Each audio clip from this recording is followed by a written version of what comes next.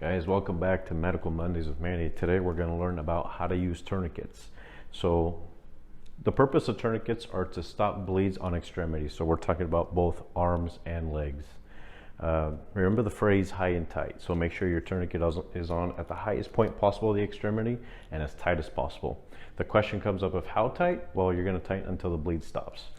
So the way these tourniquets work, this one's already staged. So what you want to do is open it up. You can either pull it apart or you can whip it apart. So this way it is deployed and ready to go if one arm is immobilized or one arm has become compromised. Next up, you want to put it on the highest point possible of the affected extremity. Next up, you want to pull on the Velcro to get it on as tight as possible.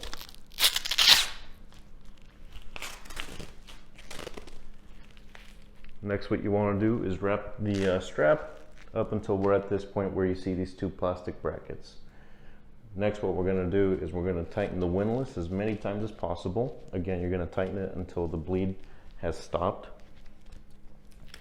Once you've got it nice and tight, you want to drop it in those brackets. That way the windlass doesn't become undone. Next up, get your time tab out of the way.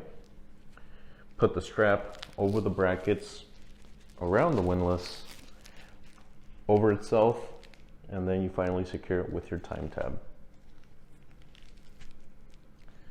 And that is a set tourniquet.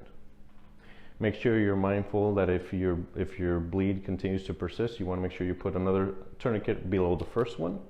It doesn't have to be a certain distance away, just right below it is perfect. And again, same thing, you want to tighten that one until the bleed completely stops.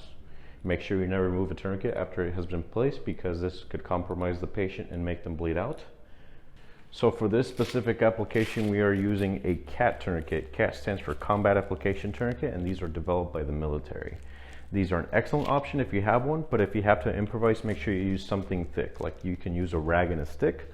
All you would have to do is wrap the rag around the extremity, put a stick through it, and tighten it as best as you can, just as the same as you would do with a windlass.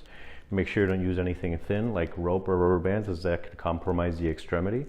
And don't use a belt either, because belts are meant to keep your pants up, not to stop bleeds.